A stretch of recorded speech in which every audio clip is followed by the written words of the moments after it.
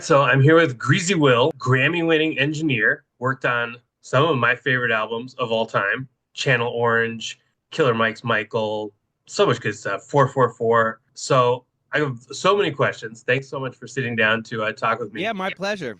But I want to know is more about your background. I tried doing some research, but still curious about a lot of stuff. So just tell me kind of about you grew up in Philadelphia, I did. loving Yeah, music, learning to I play the grew up in guitar. Philadelphia. I always loved playing music. I grew up with a piano in my home, but I wasn't allowed to touch it, which I always thought was funny. It was Oh, one of those like, that's mom's piano. You're gonna screw it up type thing. yeah. But my parents did want me to play music. My mom wanted me to play violin, so she put me into that right away when I was a kid, which Oh, I okay. Yeah. hated. And I faked it the whole time, just up there, just like it must have been the worst thing to listen to. But I did want to play guitar, and eventually I bought myself a guitar when I was about 10 years old. A guitar I still have somewhere. Oh, do you Um, really? That's yeah, I so still cool. have it. It's never had a case, and somehow has managed to make it this long in life, That's which is amazing. amazing. What kind of Um, guitar was it? it's just this real cheap classical acoustic guitar, Okay. nylon strings and everything. It's like the no name on it at all. Like if it had a name, it's been long lost to society. But Yeah. yeah, I still have it. I still use it on records all the time. In Oh, fact, that's cool. I pop it out a lot of times, and people will be like, "Whoa, this thing's really cool!" And it's just like it always makes some little accent on a record. Oh, that's awesome. But yeah, I Um, grew up just outside of Philly until my parents got divorced, and then they split. They went to opposite sides of the state, so I was back and forth in Pennsylvania all the time, like depending between like Pittsburgh and Philadelphia, basically. yeah. So what were the bands you were listening to? Like what was the music you were listening to that made you think like I gotta get a guitar? It was so like 90s rock was real heavy at the time, it was an Alice in Yeah. Chains thing. I was definitely, I mean, Nice. Chili Peppers, Alice in Chains, like a lot of that like 90s alternative stuff was like really cool to me. I came up on classic rock. I loved classic rock. I remember getting a copy of The Wall when I was like 12 or 13 years old and listening to it. It was two CDs, it was like my Yeah. friend burned CDs for me and it was two CDs and I remember just listening top to bottom to that like nine times in a row the first time Yeah. I had like heard it and was like, "Oh my Wow. God, this is insane." Like I didn't know music like that could be made.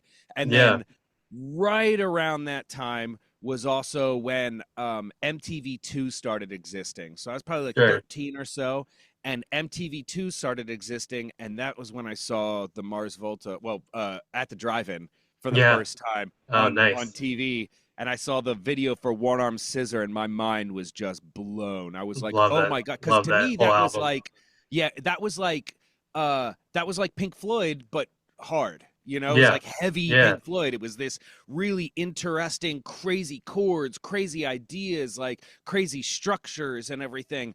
And full circle moment, like my first 2 years in the actual music industry, I ended up working with Cedric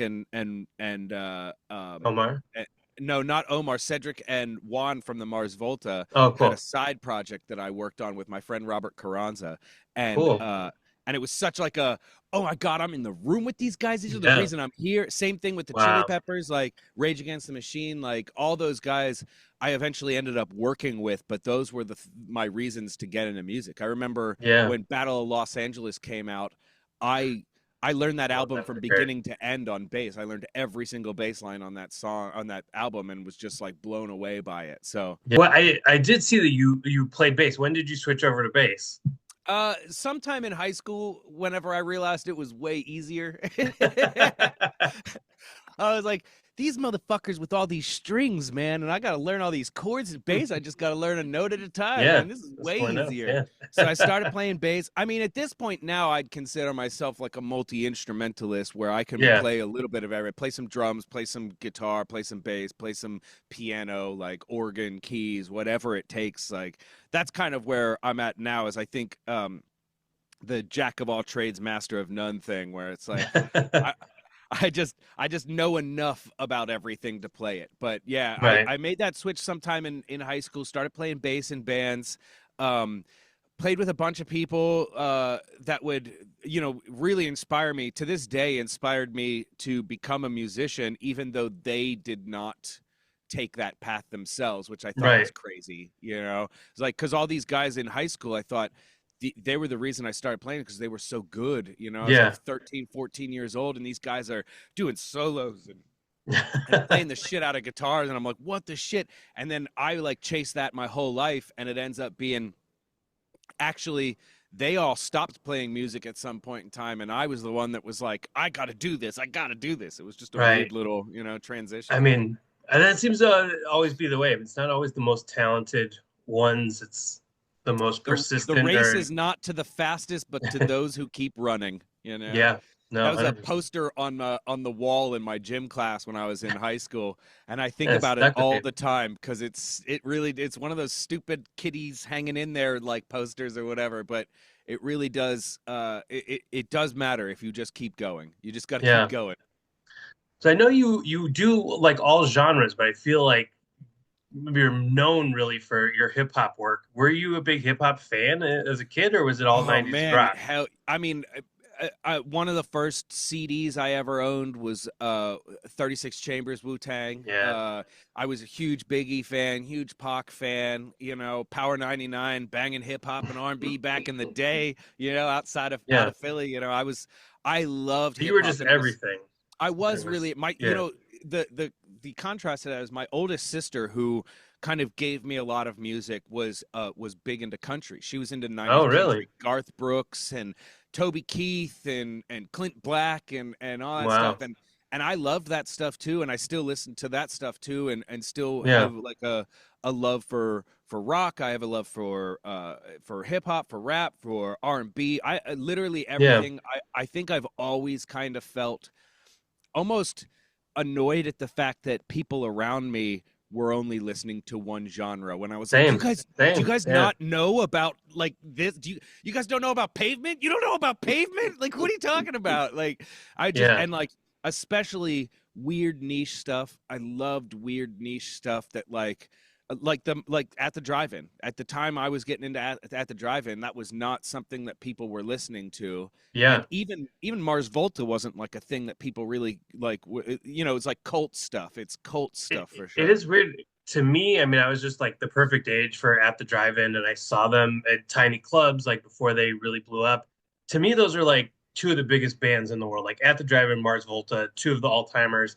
And then I was working on something like for TikTok, like a underrated album series or something like that. And I was looking at their Spotify numbers, and it's like Not it's what you'd not expect. it's not millions of listeners every month. No, What? no, yeah, It's yeah. very That's crazy to interesting. me. I mean, like Relationship with Command or whatever is like all time. It's like Yeah, one of the best albums ever made. Even in Casino Out, like all like those are records that like to me formed the fundamentals of who I became as a person. You know, like yeah, that driving urge for me to care more about how a song makes you feel than any of the words that are said inside of it. You know, yeah. like that's where that comes from, is like things like, man, I didn't know the lyrics to One Arm Scissor. Like I didn't know the lyrics. I just Yeah. knew, you know, chance, just go off, man. It was good times. Um, yeah, that's so cool. Yeah, I had the same thing of like I had very distinct friends. I had my rock and roll friends, I had my hip hop friends, and I was kind of like the translator between the two, and which Yeah, always try to explain like, okay, you love Nirvana, how are you not listening to Notorious B.I.G.? Like, right, right. do you like storytelling? Do you like lyricism? Like, it's incredible. And I still feel like I'm trying to do that in like the TikTok world. Yeah, yeah. I I'm mean, trying to tell you know, stories from every genre. it is crazy the way that I see that myself, like watching a stuff. That's one of the things I liked about your TikTok stuff, is that like you touch on a lot of different like genres without having to like justify that, you know, it's like, oh, I also do this thing. It's like, no, these are all interconnected. This same Yeah. story is being told 1,000 times. This story Oh, of like a kid who wasn't quite fitting in somewhere, and then found that one moment in time that it just clicked and everything worked. That's the story of music to me. That's yeah. literally, that's every person in music. That's me in music, is this like, you know, you said like it's hard to see my story is kind of a crazy story, because it's like right after we stopped that high school story of where I was playing in bands, I joined the Just Marines and military. went and Yeah. fought a war. Like I fought a war, took like 5 years out of my this is my music career to go and Right. fight a war for a little bit because I did my parents told me music wasn't a thing. My parents Yeah. told me that music Sure. wasn't a career. There's no way to get it. This is the same story you see so many times whenever you're doing your background stories is like people Right. telling them they can't do it, people telling them it's not a real thing, people telling them that like it wasn't right, the timing wasn't right, the situation wasn't right, but then all of a sudden, as a person, I'd hit rock bottom a few times, and then on Yeah. rock bottom number 4, I was like, I got this, like I know what I'm supposed to I be mean, doing. And then yeah. coming out of the pandemic in 2020, when I literally thought this is the end of my career, it's over, like pandemic, I went from like being in a room with people making music to that not being a thing that you can do anymore, Yeah. and me being like, oh my God, my career is over, this is it, I'm done. I couldn't pay rent, I didn't have money, I had nothing. And then 2021, the beginning of 2021 rolled around, and Killer Mike hits me up and is like, hey man, I'm making a record, can you Yeah. come and engineer? And it's like that one opportunity turned into 6 months, turned into a Grammy that swept the rap Yeah. categories, Yeah. at I mean, the Grammy. So yeah, that's the universal story is like failure after failure, and you think you're at the bottom, you think it's over, and then that's when your biggest success comes. I mean, yep. that's so universal. Tell me more about, so you joined the Marines, right? And you Yeah. did 3 tours in Iraq. That's right. Yeah. It was why. So I mean, my first deployment was the invasion of Iraq, which I'm not a big fan of. In retrospect, turns out we were doing, man, maybe a good thing for the wrong reasons, the wrong thing for the good. I don't know what the fucking point, but like I was just, Complicated. yeah, it's complicated. But I was fresh out of high school and I had nothing going on. Sure. My parents told me music wasn't a real thing. My I had my dad basically told me he was not covering college in any way, shape, or form, and I thought, this is the only thing that I have. My brother was in the military, my sister was in the military. It was like, well, this is Hmm. what I've got to Okay. do. Yeah.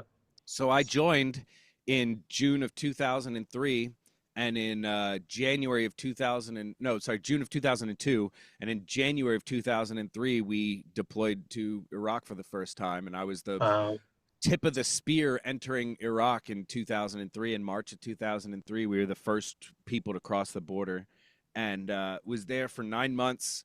Came back. Very funny. I have when we were we were in this town called Al Hilla in Iraq, yeah. and it was basically like there was some like locals that would come to the gate every day, and they became like kind of like the homie, like, oh, you need this, you need that, like, let me get it for you. Oh, you want you want a Game Boy, I can get you a Game Boy. And like they were basically like smugglers and stuff that would just come to the gate. And one day one of the dudes was there and I was like, bro, can you get me a guitar? And he was Oh, like, wow.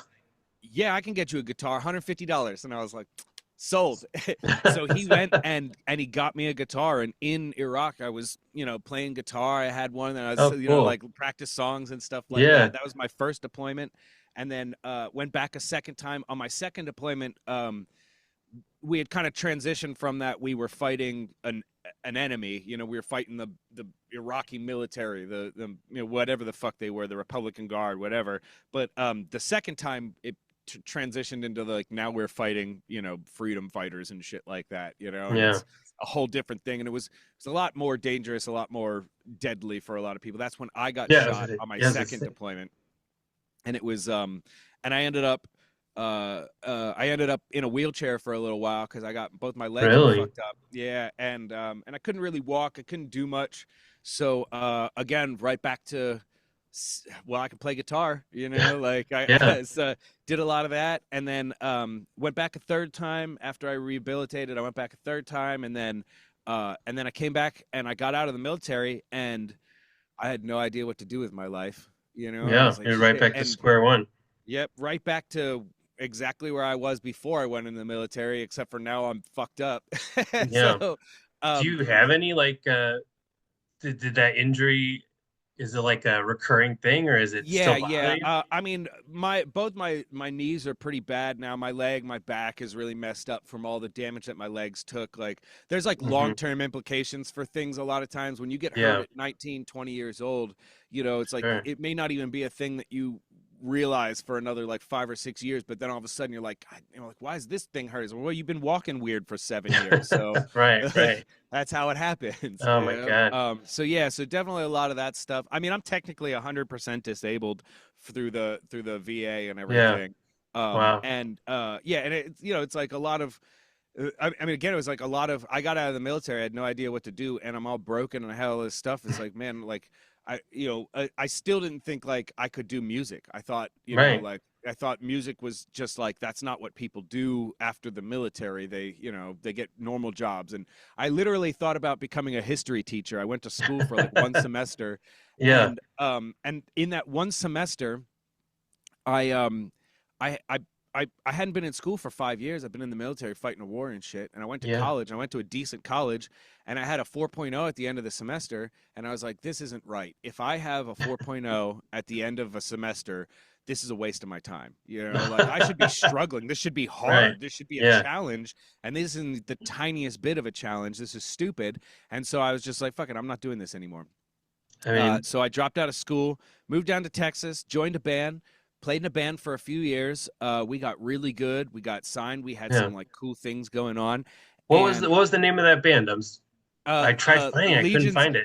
Legions Will Fall was the name of it. Legions Will Fall. There Okay. is just one singular YouTube video on the internet of us playing, which is probably one of the funniest things in the world. It was like a battle of the band. This was like before cell phone cameras and stuff, Sure. so it I really mean, didn't.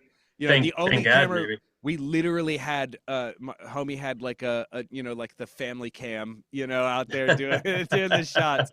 And like that was it. So it's like a couple videos on there. And then Yeah. also to complicate things even further, there was another band with the same name. I don't know if like Oh, our you're singer kidding me. I think our singer stole the name and just was like, no, or like, like maybe heard it, but the band was defunct by the time we came around. So it Yeah. was like there was no It was like internet. nobody's Like, using it. Yeah. yeah. It was like I had no idea or whatever. But then like years later, someone was like, "This ain't the real Legion. Oh. This ain't the real Legions Will Fall. You guys are copycats." So I was like, "What?" You didn't even but know. um, but yeah, What we kind had of, we've gotten kind of good, and we were yeah. recording our first album, like full length album, and literally in the studio the day we were recording it, our guitarist, who he and I had written all the music together, he went to go get some CDs to burn some copies, and he didn't come back, and we were like, "What the hell?" And and finally his brother called me like 4 hours later and was like, "Yo, hey, Scully's in the hospital. He Oh was in my an God. accident. He had missed the spot to get the CDs, like the little dollar store or whatever. He had Yeah. missed the turnoff, and so he saw it. He went to make a U-turn. When he meant to make a U-turn, a Ford Explorer just plowed into his door. Oh They my tried to pass him God. as he was making the Yeah, yeah. U-turn, and just horrible situation. He ended up getting life flighted to Parkland Hospital in Dallas, and he was in a coma for 2 months or something like that. Like real tragedy type shit. Jeez, And the yeah. band, and at the exact same time, my daughter was born, my first child was born, Hmm. and it was like, man, I can't do. I was 25, and I remember thinking, man, I'm too old to start over again. Like Yeah. I can't That's how I start felt. over again. Yeah, that's how I felt at 25 too. Yeah. And then here I am reinventing myself at 40 again for like the ninth time. but Yeah. uh but yeah, it was like I didn't think that music was for me, like for as an artist. I thought, well, Hmm. but I did have a lot of fun making that record, Yeah. and I thought the engineer was really cool, and I also thought, man, this guy can smoke meth and do this job. Like, this is crazy. Like, this Great is job. awesome. I could do this. I could do this job. And so I did. I went to school in Arizona. There was my girlfriend's family, my daughter's mom was from Phoenix, and she was Okay. like, "Look, things are tough for us here in Texas right now. Like, you don't have a band, you have nothing. I just lost my job too at the same Yeah. time." She's like, "We have nothing here. Let's move to Arizona. At least we'll have something." All right. And I was like, "Okay." And as soon as she said that, I started looking for audio engineering schools in Nice. Arizona. And it turns out one of the best ones in the country is there, the Conservatory of Recording Arts and Sciences. And Nice. So I moved there, and then I hit them up, and it's just a 9 month class, a 9 month course or whatever. Yeah. But they really like, they're big on connecting you in the industry. They're big on plugging, especially they're good students, which I went in there not knowing anything about recording. I didn't even know how to use a Mac. Like, I had to have a Yeah. receptionist I was teach gonna me say, how to. was that recording that album with what are they called? Legions of the Fall? Legions will fall. Legions Will Fall. Was that your first time, like an only time in a recording studio? Yeah, like a real, A even real that one? wasn't even like a real recording studio, but as Mm. real as that was, like, yeah, that was the first time I'd ever recorded anything. Like, I had always just done things live. We'd never played to a Yeah. click track. We never knew anything about making music. Like, we just Right. played we just played Yeah. shows, like that's what we knew, was like playing shows. And that was more of the vibe back then too. It's like these days, I mean, MySpace was a thing back then, but it was like not even like as big of a driver as it is now to like have a social media for your Oh, band. yeah. It was No, of really course. just get out there and play a show, play a show, Hmm. play a show. So we'd play Yeah. like 150 shows a year or something like that. Yeah. Like we were out moving, playing shows, and that's where all of our, like, our fans, all of our success, everything had come from, was being out on the road just playing Yeah. shows everywhere. And that's what we thought you did. You go out to Longview for the weekend and you play 3 shows at 3 shitty dive bars, and you meet some guy with one eye who invites you back to his place, and you have a Yeah. cool The party, best. and Yeah. So when you finally got into the school and like start learning, were you just like, oh yeah, this is what I was supposed to be doing, and just like soak it immediately. all up? Yeah. Literally immediately. I'm talking day one. Somebody explained. I remember him forever. His name was Alan. Was the teacher. Um, Hmm. Alan explains day one how like sound pressure waves become electricity to then become ones and zeros in a computer. And it was like everything I'd ever done in my entire life had clicked. In high school, I Mm. had loved physics. I was big and I Really? loved science. Oh yeah, I Yeah. loved physics. I loved Hmm. electronics. I loved all that stuff. My grandfather was an electrician. I'd been working with electronics since I was a little kid. I'd been Yeah. soldering and repairing and working on stuff, doing things like that. And I'd also done demolitions in the military. Part of my job in the military was to blow stuff up. Wow. And through that, I understood a lot about sound pressure waves. I understood a lot Yeah. about uh, uh, uh, the physics of sound traveling and stuff like that, because they're the same principles of Yeah. explosives. It's like Oh really wow. crazy how it That's all kind of comes together for a yeah. moment to be like, I've loved music since I was a little kid. I've loved blowing stuff up since I was a little kid. I've loved electronics since I was a little kid. And it all came together that first day, that first class. Somebody was like, here's the explanation of how this stuff happens. And Yeah. I was instantly like, oh. And from day That's one, awesome. That's I so still cool. keep in touch with a lot of my friends from back then, like from high Okay. school. And from day one, they were like, "Oh yeah, Will's the MVP. He's Yeah. gonna be the MVP of our class. He's the MVP of this." I was immediately like, "Oh, so if that's like that, then that means this does this," and I just got it Wow. almost immediately. Yeah. And did you get a 4.0 there too? I did, yeah. Never missed a day of class. Had a 4.0, and that was what one of the reasons. So I always say my career came down to like 3 really good Google searches, because whenever I moved to Phoenix, I Googled, Yeah. for schools, That's the and best that was how school. I got into that school. And then whenever I went to that school, they have a really aggressive internship program there where they're always trying to That's like great. place people in Yeah. studios and stuff. And from day one, they were like, search where you want to go home and Google and find out where you want to go to for your internship. Yeah. And I looked up studios in LA, right?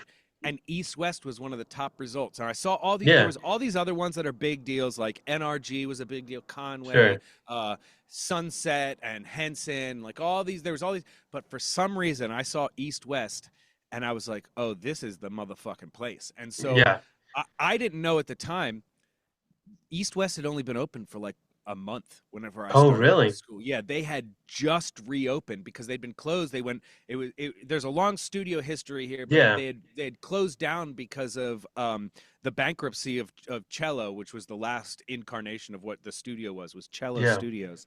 And they went bankrupt and they shut down intentionally.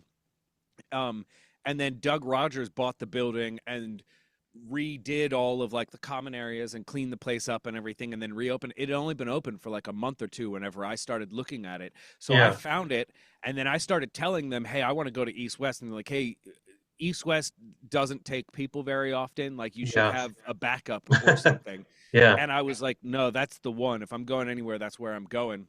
Yeah. And I kept saying that. I kept saying that every single time they would ask us, like, what's your plans for after graduation? I'm like, I'm going to go and work at East West. I'm pretty sure, you know. Had And you ever been to LA at this point? I Like, had, when I was in the military, I had gone to LA a few times. And my friend, my best friend, like, that moved down to Texas with me, he would living in Santa Monica. But I'd okay. never been to, like, Hollywood Yeah. proper, like, studio area or anything like that. Yeah. And knew nothing about it Right. whatsoever. But we were just like, But that's where I'm going, and that's the that's where I'm studio. going. And literally the day before I graduated, they like finished the classes on a Saturday.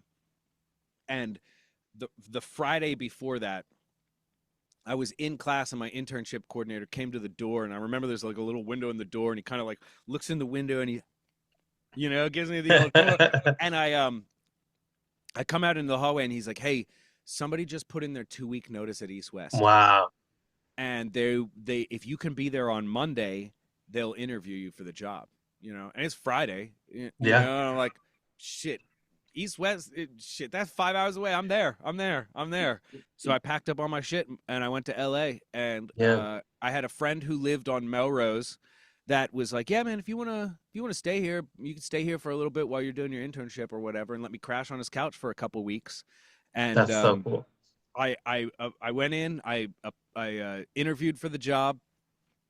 The studio manager there, it was all again. All the pieces just came together because the studio manager there they were just reopened, and one of the things that they were having trouble with was, you know, like the work hierarchy. The like, hey, we need somebody to be in charge of all of the runners to like make like a standard of this workplace, to organize things, to get things, and like. Yeah.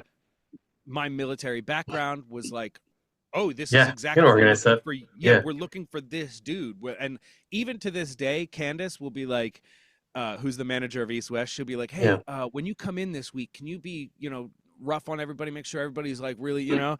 And I'm still the type of person that if I see somebody standing in the hallway, I'm like, you ain't got something you can clean? So Interesting. I took full ownership. They hired me. Yeah. I took full ownership of the building. I worked my ass off.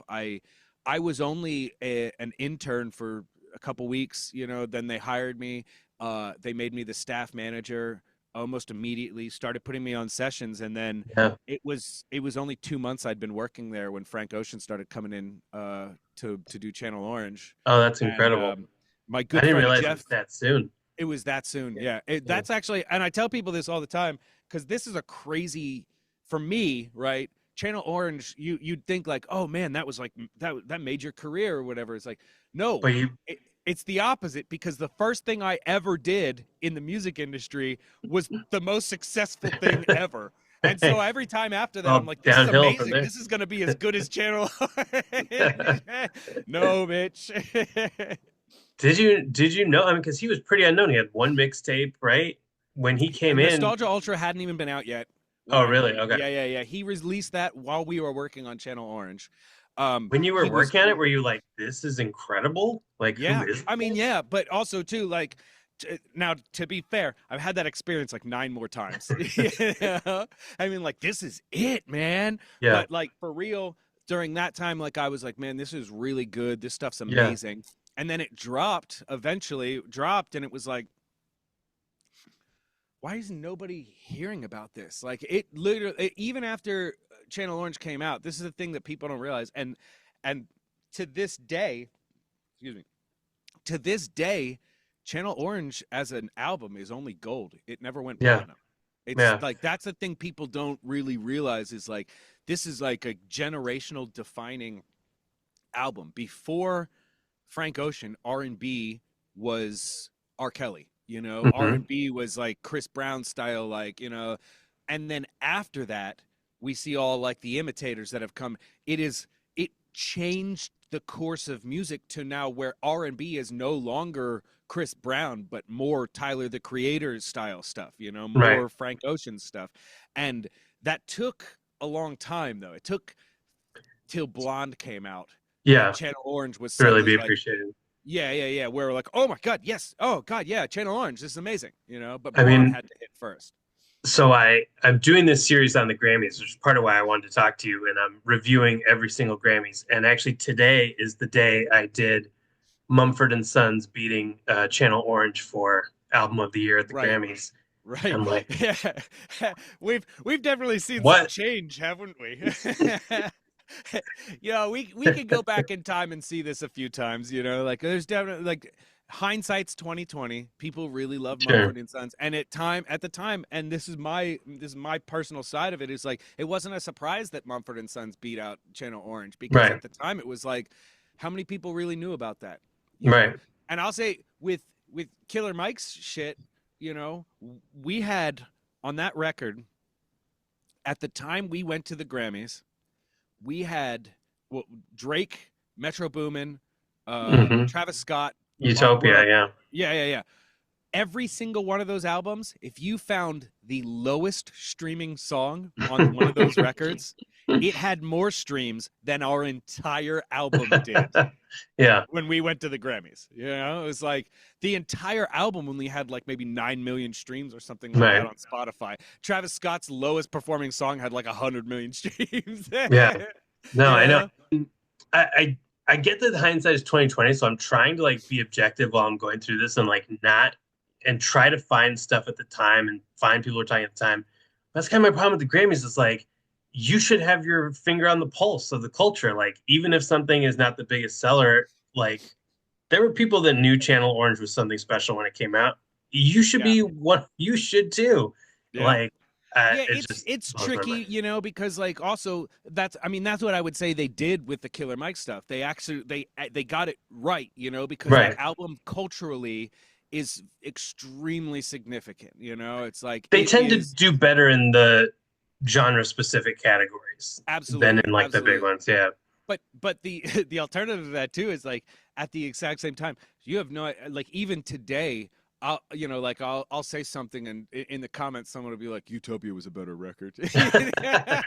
Well, there were a lot of people upset about it, but also some of those people didn't know who Killer Mike was. So it's like, all right, if you don't know who Killer Mike is, you don't Yes. get an opinion. My favorite part of that, my favorite thing that I saw somebody say was like, if it was like you're talking about a dude that bodied Andre 3000 on a fucking Outcast song 20 Right. years ago. You know, Yeah. like that the whole world's a great song, but Killer Mike made Yeah. that song. And if I you mean- don't know Killer Mike, you are the casual. You're Yeah. the casual rap fan, you know. Yeah, no, You're the 100%, one that 100%. doesn't belong in this conversation, not me. Yeah. How did you I mean, you have like a pretty close working relationship with Killer Mike. Like it's not just that one record. You've done a bunch of stuff with him. How did that come about? Uh Hilariously, I started working on Run the Jewels stuff with Zach De La Rocha with Yeah. you know, Rage Against So the you Machine, met Zach De La Rocha. first? I met Zach long before I met Really? LP Okay. and Mike. Yeah. Okay. I had been working with Zach for a couple years already. Whenever Killer Mike came into the picture, and it was because of that. Because so I'd been working with Zach for a while, and I had done the feature that he did on Run the Jewels 4 Yeah.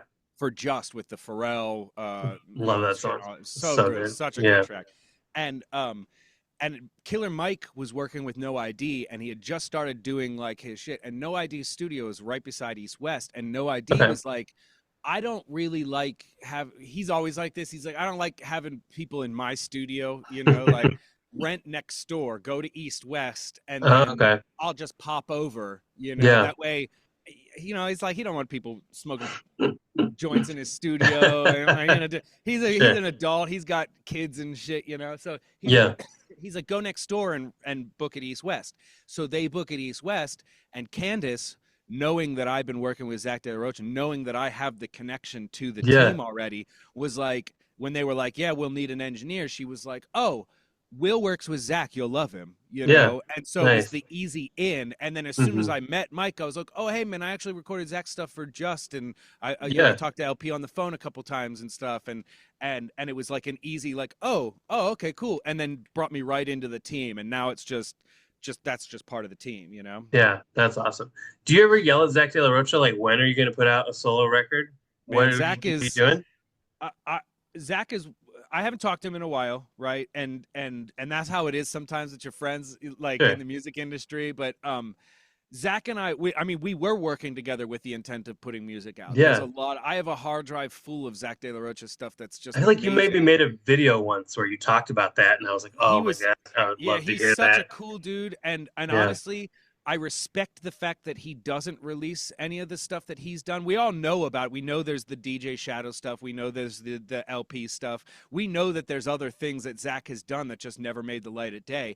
And the Yeah. reason that is because Zach is in he's in his Andre 3000 phase. It's like I'm Mhm. not putting something out that ruins my reputation Sure. that I've established as being one of the best in the entire world at doing this stuff. Yeah. Until the stuff that I'm ready to put out is 100% the best things that will represent me past Yeah. my, you know, past my current time for the rest of history, I'm not going to release something just half-assed. Yeah. He doesn't need the money, you know, he got that 90s money. He's got that Right. I Yeah. made platinum records in the 90s money. He doesn't Right. need to do this. And even though like I think he's one of the most misunderstood people in the entire industry because of that, because he is such a like he doesn't care about the money. You know, Right. he lived in like a 2-bedroom ranch in Silver Lake and drove a GTI, a Golf, you know? Like Yeah. bro doesn't care about the money at all, and he gives a lot of money away, and of all the people I've ever worked with, he is the most like, yeah, man, what you get paid is what you get paid. I don't care. You know, like I don't care if Huh. we work 4 hours, I'll still give you your day rate. I'll still do whatever. One Yeah. time we went and saw uh uh Once Upon a Time in Hollywood together instead You of guys said- working. Oh, nice. He's like, we got in. He was like, we were fucking around. He was like, man, let's just go see a movie. And so I A made long my movie day rate too. to go watch a movie. You know?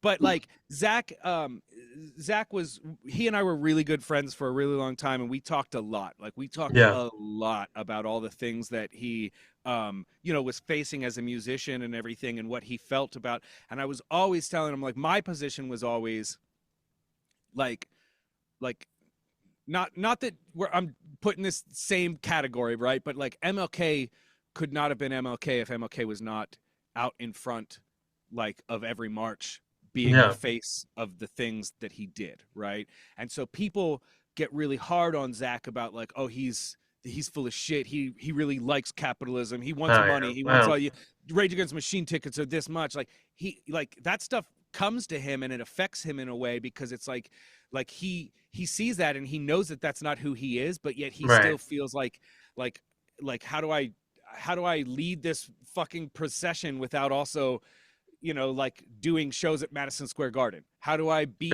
you know, it's like this duality of like how do I get my message out without also taking advantage of capitalism? Like it's like Right. Yeah. this It's really, impossible. I mean, yeah, it's impossible. It's yeah. absolutely impossible. And he is such a good person and he cares that much about the world that like he'd rather just not do it, rather That's just not yeah. do the music and not be in the face and let people just not think about him, you know, Right. and And not that's be at the, insane.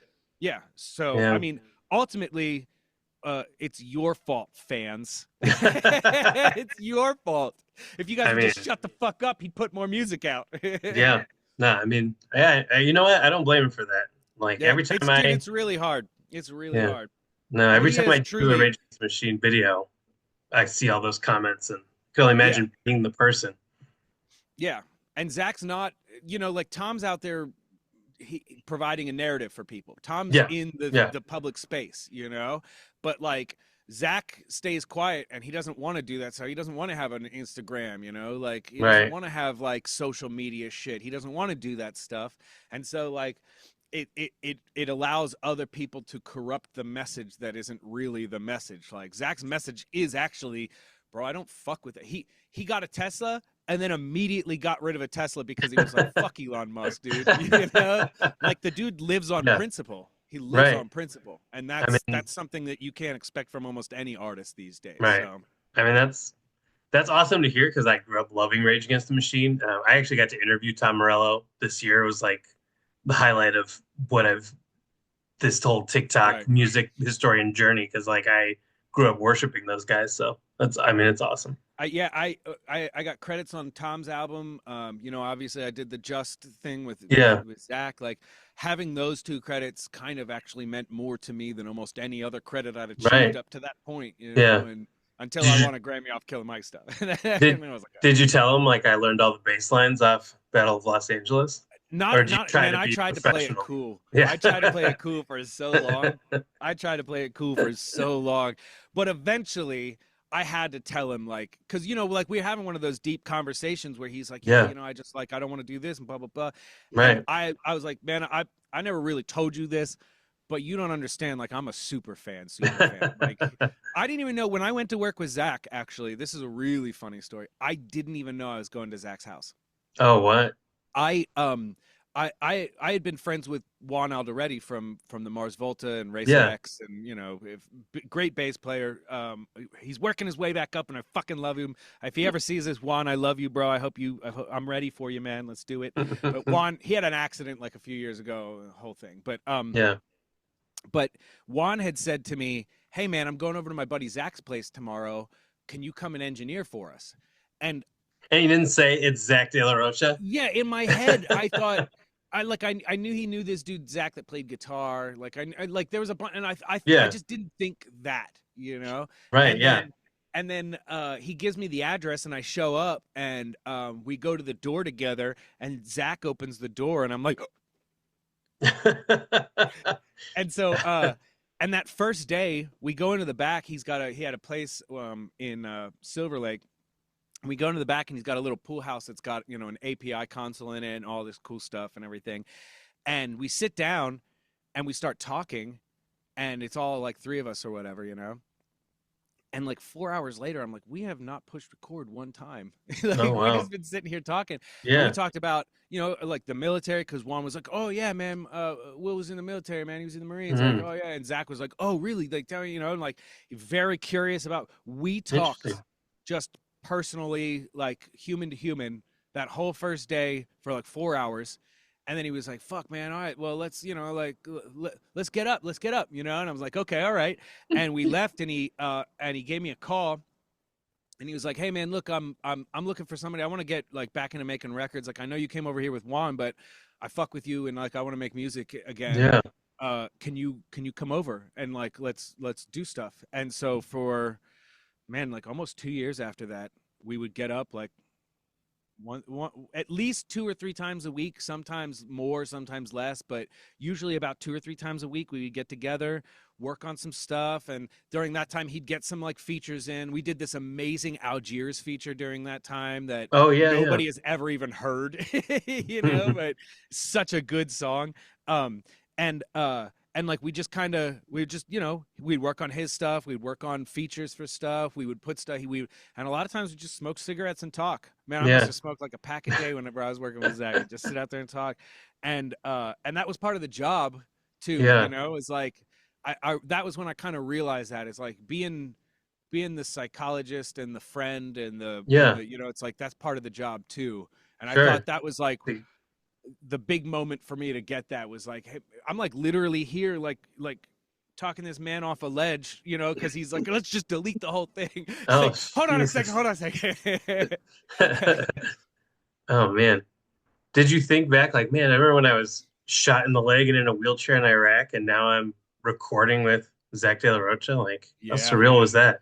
yeah, it was. I mean, like even just like growing up, you know, like growing up and thinking like, man, one day, like I never thought that that could be a thing. It was like when they toured, when Rage toured, I was in Chicago on that first, like the first like 4 days or whatever, Yeah. was the one of them was or three of them were like the Chicago show, I think. And I hit up Zach and was like, hey man, I know it's last minute, but I'm here in Chicago. Can I come to the show? And he literally got me tickets to the show 20 minutes before, you know, before the show was Wow. starting. Oh, And wow. the place was sold out. It was sold Yeah. out, the Oh yeah. United Center in Chicago, I couldn't and they go. were Yeah. like front row seats. Oh, And I was sick. like, I feel like Zach probably just kicked somebody out of this show to make sure I got tickets. It was amazing. And that was That's like so my real cool. moment where I was like sitting there being like, dude, I called him to get tickets to this show like Wow. 20 minutes before the show, and I'm here front row watching this shit go down. Like I had a little cry at that show because I was like, 12-year-old me never would have expected that I'd have made it this far in the industry and actually Yeah. succeeded. And like that's the thing that's so important for me to always try and remember is like is that like what would 12-year-old me think of this? What would Yeah. 16-year-old me think of this? Because sometimes I'm like, yeah, fuck that dude. He was wrong about a lot of stuff. But then also sometimes I'm like, man, you've come a long way. You got to be proud. You got to be happy where you're at. And you got to stay Yeah. humble. And you got to remember, too, that somewhere out there right now, there's another fucking 12-year-old that's going to replace you in this industry one day. And Sure. like, you could be the type of person that helps that person, or you can be and that person credits you for, oh, he was the reason, or you can be the type of person that inflicts damage on that person and they Yeah. think about you for the rest of their life about how shitty you were. And is that why you feel like, I mean, you do so much, I feel like giving back, like doing videos, giving free advice, like I see you're on Reddit giving people like feedback on their songs and stuff. Is that why you feel like Yeah, you I want to mean, be like that for some kid out there? yeah, I mean, I want to stay street level to it my whole life. Like, I never want to get to a point where, like, I mean, it's hard now. I'm sure, like, with social media, it's hard. You don't even see everything. You see Yeah. 1% of the stuff that gets sent to you. You see 1% of the comments that you're tagged in. Like, if Yeah. that, you try and be on stuff. You try and pay attention, but it's like it's harder because there is so much access for people to get to you and Yeah. everything. Yeah. But I do, like, I always try and give back. I always try and help out. Like, I would so much rather look at my life and be, 80 years old, looking back on like the amount of people I've influenced. And I say this all the time. I'm trying to change the music industry for the better. Yeah. I'm That's trying great. to I'm trying to embody the things that I think people don't really embody in the music industry, which is like, uh, you know, this is art. This is Hmm. art, and it's somebody's soul, and it's somebody's passion, and it's somebody's dream.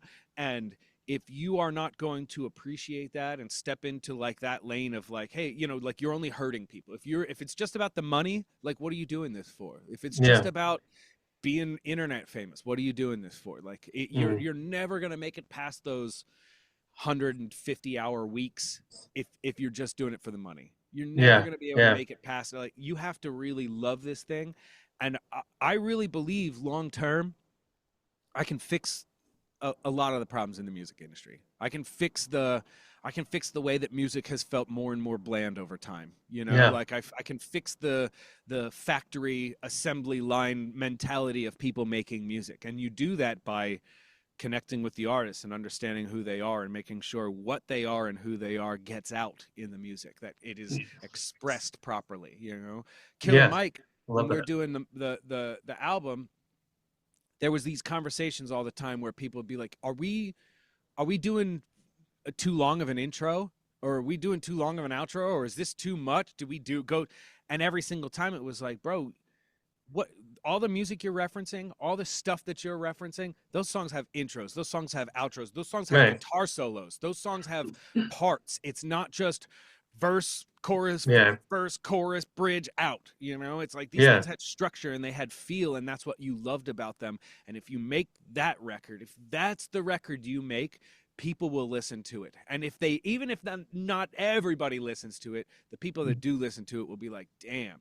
And I've Yeah. heard so many times from people like when the Who's Killer Mike thing was going on, there was one guy that I'll never forget because he posted this whole thing, Who's Killer Mike, and then a bunch of people just like railed on him, right? Right. And then he came back and was like, hey y'all, I actually just went and listened to this album. There's no skips. Top to bottom, you can listen to this album from beginning to end, and there's That's no skips. awesome. And I was That's fucked awesome. up.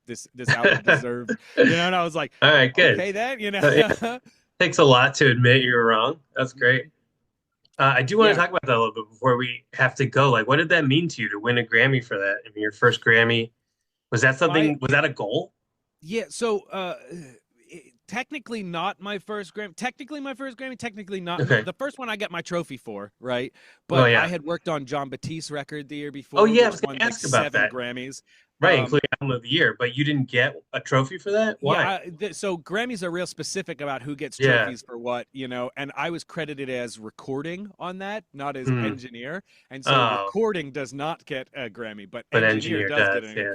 And so just, it's always like some fuck up at the label, or in fact, for me to even be credited on Jon Batista's record was actually kind of a gift in the first place, because I had only worked on like maybe 3 days worth of stuff, and it was Yeah. just like John's not a come into the studio and get right to work guy. He like comes in, he hangs out, he might play like 5 minutes of piano, and then maybe that makes the record, maybe it doesn't, Hmm. maybe that was just Hmm. him fucking around.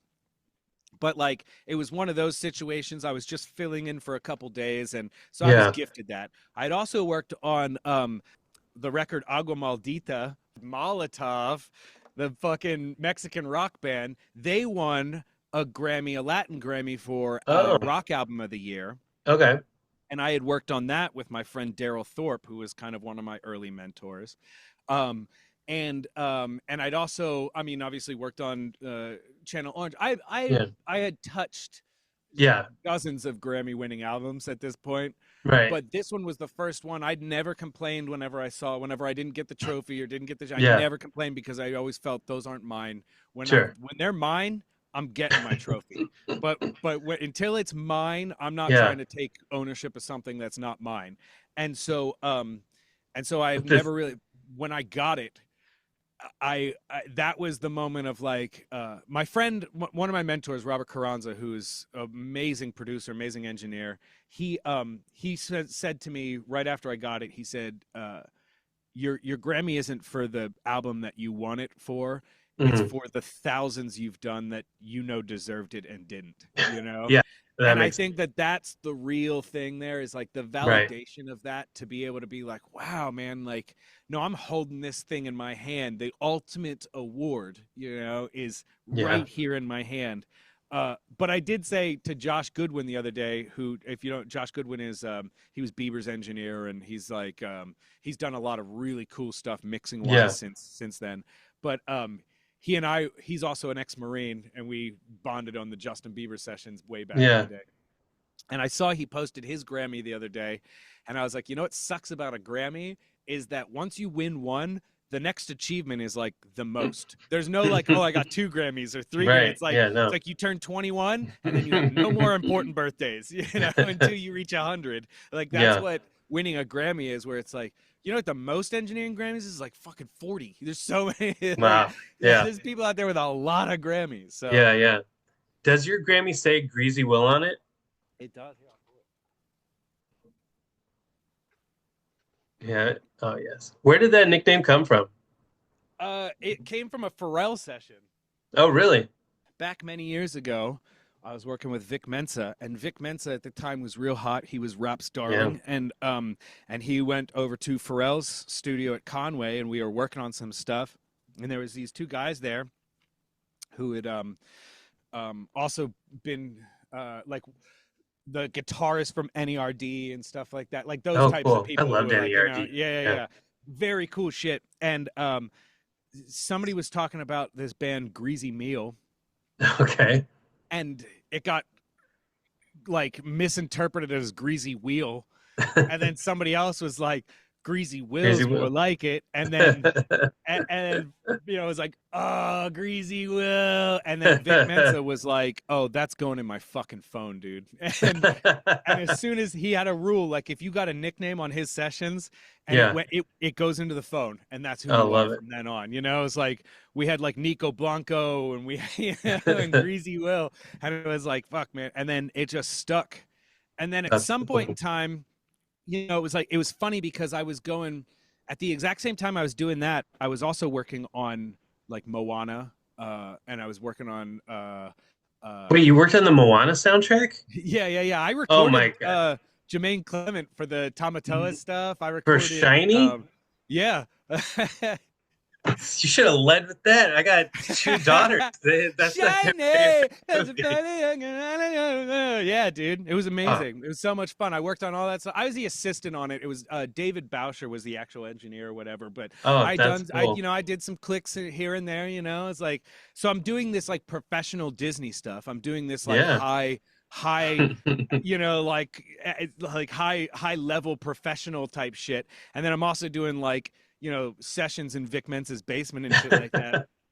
And I so mean, like what a like daytime or like 8 a.m. I got like a long sleeve shirt on covering up my tattoos and like and then like at like 9 p.m. I'm doing coke in the kitchen. It's like so I'm like having this like duality, and at one point I was just like, you know what, man, and that's when I got it.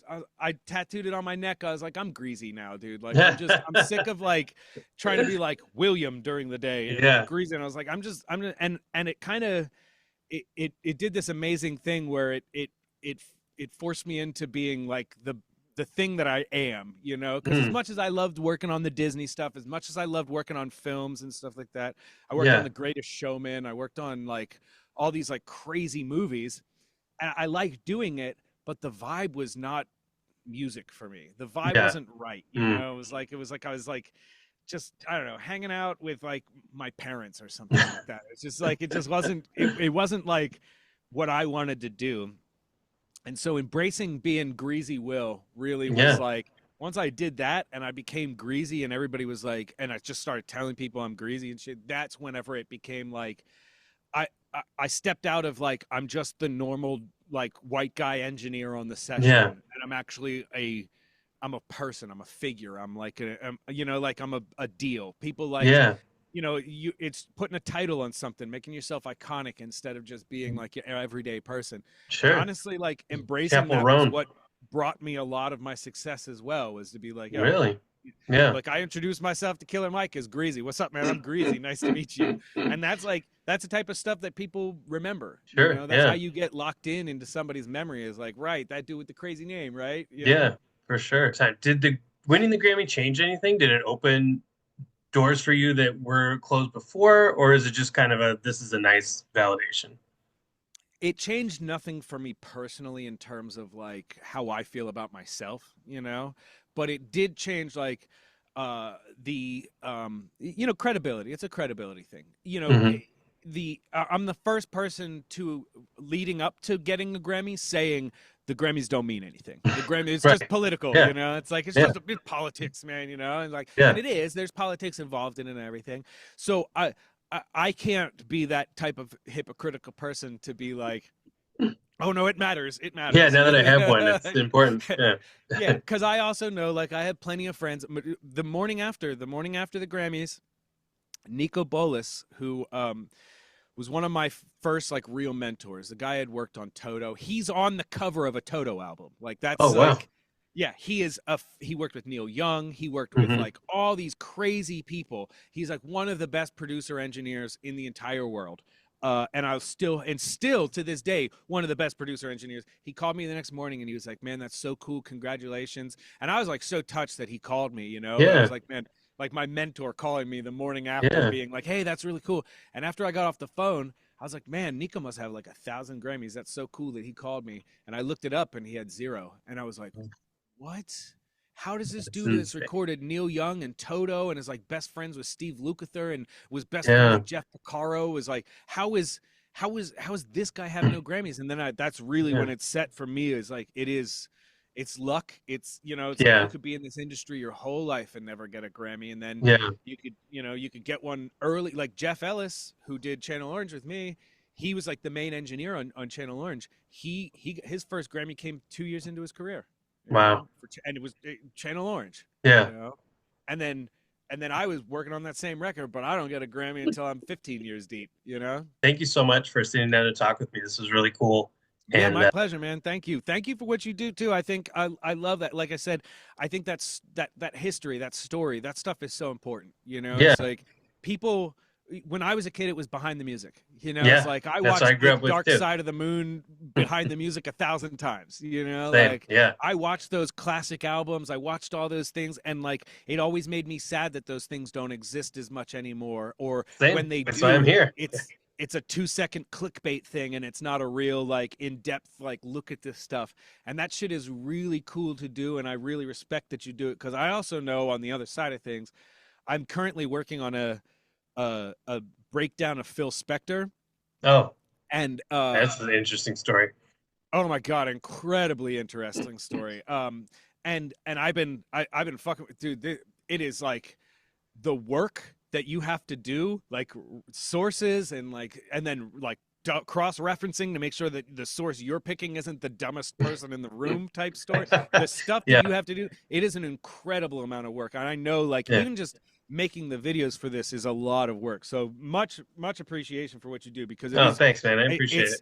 it is an underappreciated side of the music industry for sure. It's like having the inspiration, having those people that Yeah, that drive you and inspire you to do the things.